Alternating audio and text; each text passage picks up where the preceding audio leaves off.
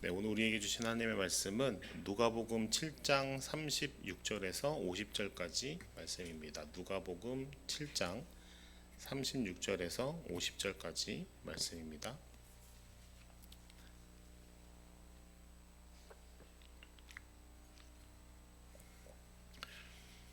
네, 이 생명의 말씀을 한 절씩 교독하도록 하겠습니다. 한 바리새인이 예수께 자기와 함께 잡수시기를 청하니 이에 바리새인의 집에 들어가 앉으셨을 때에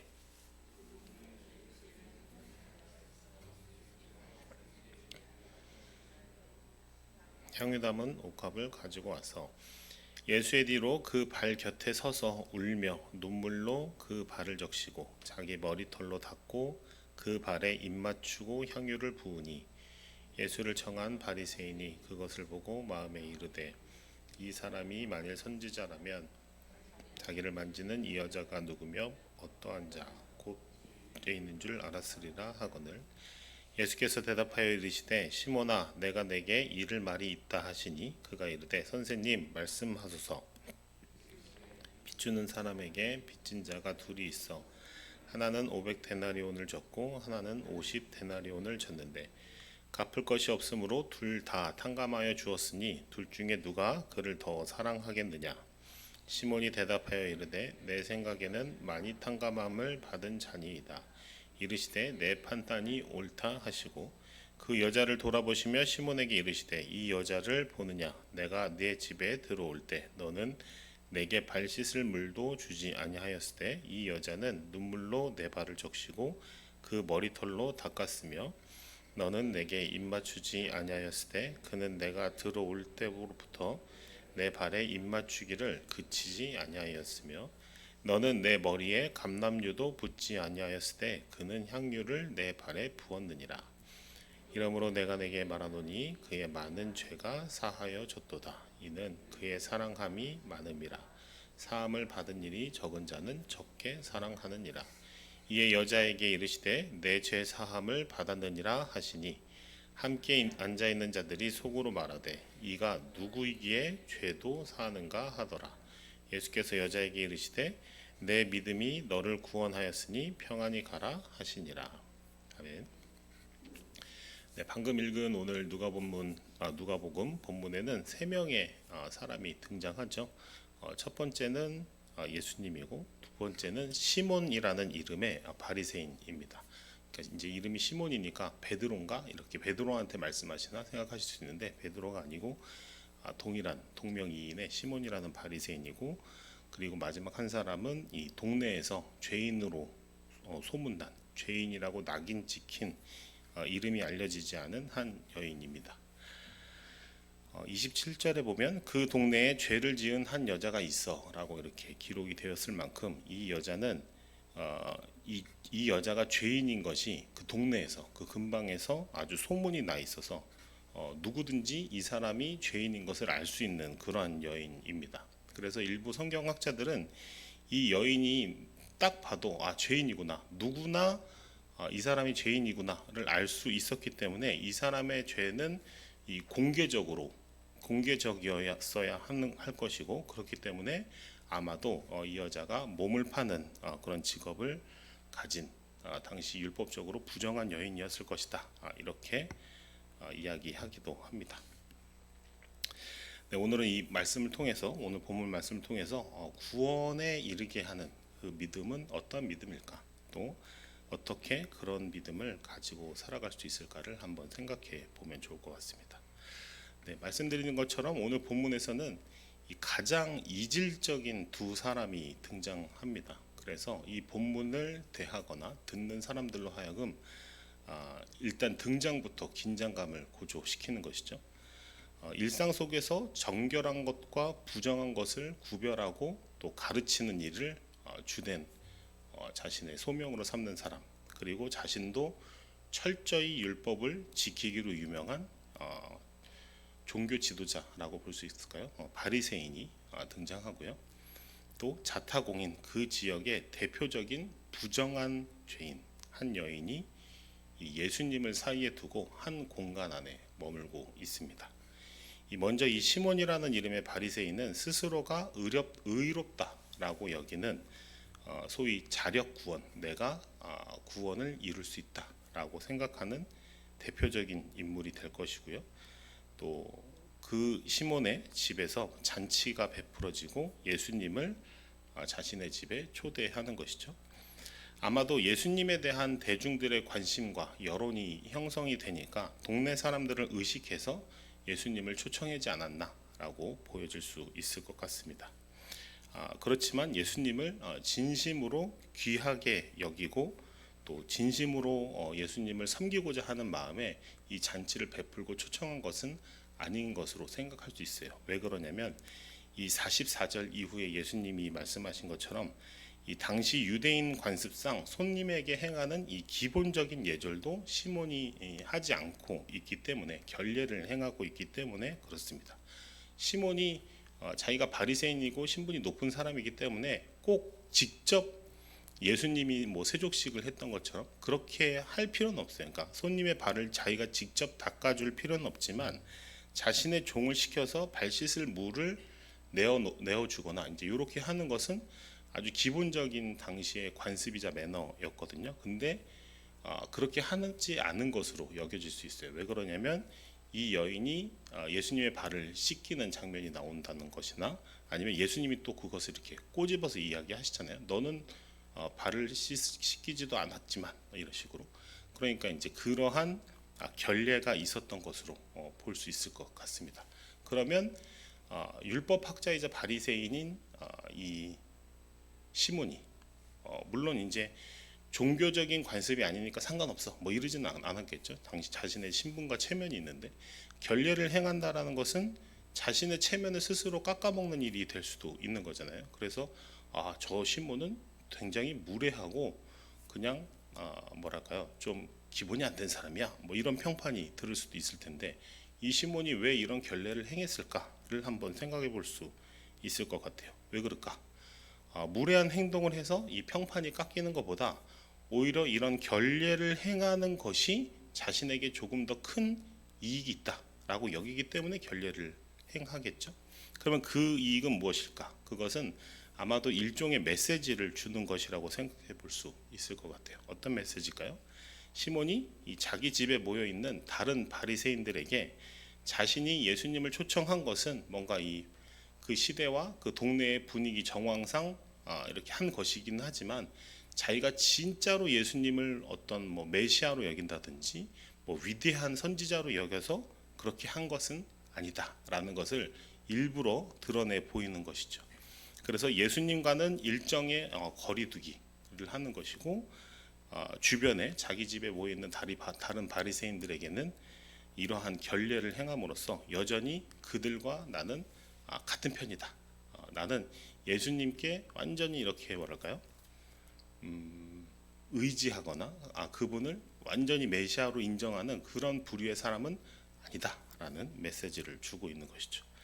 겉으로는 어느 정도 매너와 예의를 갖추지만 진심은 아닌 것이죠. 사회적인 관습과 자신의 신분에 따라 주어진 상황에서 그냥 그 적당히 예수님을 만나고 있는, 또 그렇게 관계하고 있는 사람의 전형입니다. 자신의 이익과 자리, 명예와 신분, 그런 어떤 사회적 체면 이런 것에 타격이 없을 정도로만 예수님을 관계하고 또 대하는 태도, 이런 태도, 이런 모습이 우리의 모습에 보여지지는 않을까 한번 생각해 볼 수 있을 것 같아요. 이와는 반대되는, 완전히 반대되는 태도로 예수님을 만나고 관계하는 사람이 오늘 등장하죠. 바로 동네에서 유명한 이 죄인인 여인입니다. 이 여인은 오늘의 만찬, 이 시몬의 만찬에 초대받지 못했음에도 불구하고 예수님이 그곳에 계시기 때문에 이 주위의 따가운 시선을 무릅쓰고 예수님을 향해 나아왔을 것입니다. 물론 이런 만찬에 초대받지 못했을지라도 주변의 가난한 자나 신분상 낮은 자들도 만찬에 참여할 수는 있었어요. 왜냐하면 당시에 이제 이런 만찬이 동네 잔치 같은 거였기 때문에 엄격하게 뭐 초대받은 사람만 오고 뭐 이런 건 아니었거든요. 그럼에도 불구하고 이렇게 초대받지 못한 사람들은 그냥 먼 발치에서 주인과 손님들이 얘기하는 것을 그냥 이렇게 귀동냥으로 듣는 정도, 정도로만 참여할 수 있었지 이렇게 가까이 중심부에 나오기는 뭐랄까요, 관례적으로 힘든 것이었죠. 그럼에도 불구하고 이 여인은 이 자신의 죄인됨을 가장 부각시키는 지배, 그죠? 자신이 부정한 사람임을 가장 잘 알려주는 이 바리새인의 집에 그 무거운 죄책감을 견디며 예수님이 계시다는 것 때문에 예수님을 향해 나아옵니다. 여성과 남성을 구별하던 당시의 사회적 규범도, 죄인과 의인을 가르던 종교적 율법적 이 무게감도, 바리새인과 부정한 죄인이라는 신분상의 거리도 무릅쓰고 마치 오늘 예수님을 만나지 못하면 당장 죽을 사람이라도 된 것처럼, 그렇죠? 이 모든 장애물들을 오롯이 넘어가면서 예수님을 향해 저벅저벅 다가오고 있는 것이죠. 자신의 명예와 사회적 지위를 우선하고 그것이 훼손되지 않을 만큼만 예수님과 관계하려던 바리새인 시몬과는 완전히 반대편에 있는, 그죠? 완전히 대비되는 그런 태도입니다. 관습적, 종교적, 사회적인 모든 규범과 상식은 아무 상관없다는 듯이 예수님을 향해 나와서 발을 씻기고 기름을 붓는 것이죠. 한번 상상해 보실 수 있으면 좋겠어요. 그 죄 많은 여인이, 부정하다고 자타공인 손가락질 받는 그 여인이 자신의 부정함이 가장 부각되는 그 집을 향해 나아가는 그 심정, 어떤 심정으로 과연 가게 되었을까? 더구나 이 머리카락은 신약 시대에 매우 소중한 신체 부위입니다. 예전에 저희도 이제 이 개화기 이전에, 근대화되기 이전에 양반들이 상투를 자르는 것에 대해서 마치 목숨을 자르는 것 마냥 거부했다고 하잖아요. 그런 것처럼 이 머리카락은 이 성경 시대에도 마찬가지로 그 사람 그 자체를 나타내는 상징과 같은 신체 부위였다고 해요. 그러니까 자기의 머리카락으로 다른 사람의 가장 더럽고 가장 낮은 발을 씻긴다라는 것은 자신을 낮추어서 상대방을 공경하고 섬기는 가장 최고의 표현이라고 할 수 있겠죠.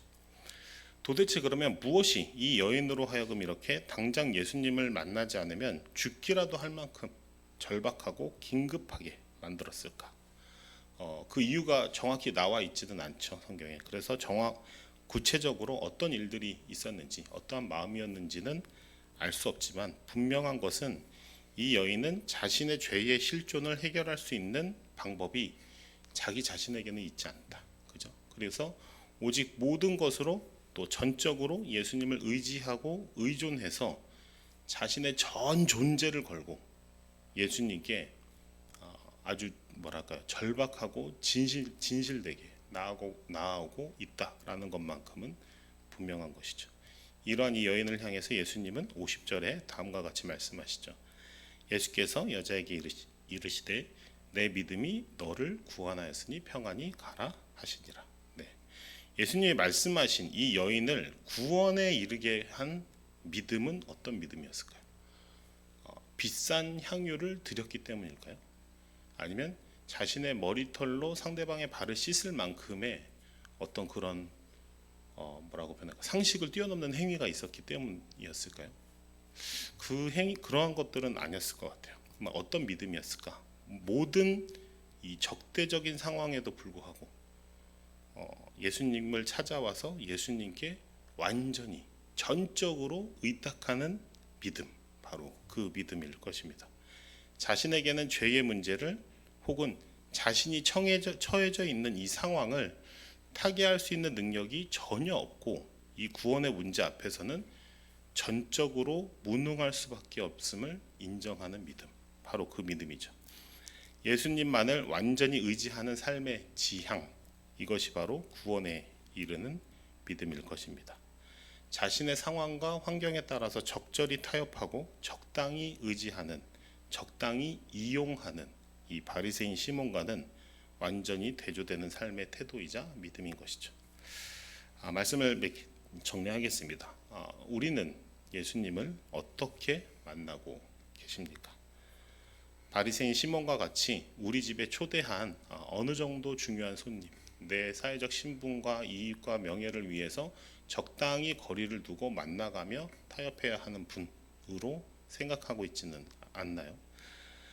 예수님이 내 삶의 중요한 분이죠. 중요한 분이긴 하지만 결국 결정적인 순간에는 타협되거나 양보될 수 있는 상대적으로 중요한 그러한 분으로 여기고 있지는 않습니까? 아니면 이 여인과 같이 어떤 상황에서든지 누구 앞에서든지 어떠한 결과나 이익이 따를 것이 예상되든지와 상관없이 내 삶의 내 존재에 구원의 능력과 생명의 통로가 되시는 유일하신, 그래서 절대적으로 중요한 분, 상황과 사람과 어떠한 이익과 상관없이 여전히 항상 가장 중요하신 분으로 섬기고 계십니까? 이 바리새인 시몬은 자신에게 이롭고 스스로 불편하지 않을 만큼만 주님을 대접하고 섬기는 이 편의적인 사랑을 나타내었죠. 그래서 그는 그 연회와 그 집의 주인이었긴 했지만 정작 그 잔치의 주인공은 되지 못했습니다. 반면에 예수님을 향한 완전한 자기 부인과 절박한 사랑을 드린 이 예수님의 발치의 한 여인에게 진정한 구원의 잔치가 이날 열리고 있었던 것이죠. 세상의 가능성을 다 시도해보고 이런저런 가능성들이 없어지고 난 다음에야 비로소 천부여 의지 없어 두 손 들고 옵니다 하는 것이 아니라 모든 상황에서 누구 앞에서든지 어떠한 이권과 가능성 앞에서든지 예수님을 절대적인 기준으로 삼고 이 여인과 같은 절박함으로 예수님께 나아가면 그 모든 상황에서 구원을 경험할 것이다 말씀드릴 수 있을 것 같습니다. 이렇게 전적으로 주님께 의지하는 지혜가 있는 오늘이 되시기를 바랍니다. 그러한 전적인 의탁으로 구원을 경험하시는 오늘을 살아가는 저와 여러분이 되시기를 주님의 이름으로 축복합니다. 네, 기도하시겠습니다. 주인 되신 주님, 우리가 당신을 주님이라고 내 삶의 주인이라고 고백하고 부르면서도 얼마나 자주 당신을 주인의 자리에서 끌어내리는 태도로 살아왔는지를 고백합니다. 사랑의 주님, 내 이익과 욕망을 앞세워 내 뜻대로 살아가기를 원하면서 당신의 사랑을 이용하여 용서받기를 구하는 악랄한 죄인임을 또한 고백합니다. 죄인의 친구 되신 주님, 당신이 죄인의 친구 되신 것은 죄 지은 사람을 좋아해서가 아니라 스스로가 죄인임을 처절하게 고백하는 자에게만 당신의 은혜가 비춰질 수 있기 때문에 죄인의 구원자 되시는 분이심을 다시금 고백합니다. 오늘 다시 이 복음을 고백하고 경험하는 하루를 살고 싶습니다. 죄에 대하여, 생명에 대하여, 구원에 대하여, 내 존재에 대하여 전적으로 무능하고 스스로 해결할 능력이 없음을 고백합니다. 주님 오셔서 나를 당신의 은혜로, 생명으로 채워 주시옵소서. 나가 전적으로 무능하나 주님이 계시는 우리 교회 될 수 있도록 주님 인도하여 주시옵소서. 자신의 소유와 힘을 내려놓고 하나님께 완전히 엎드려지는 조국 교회가 되게 하여 주시고 하나님을 경험하는 이 나라 되게 하옵소서. 죄인의 친구 되신 그리스도 예수님 그 이름으로 기도합니다. 아멘.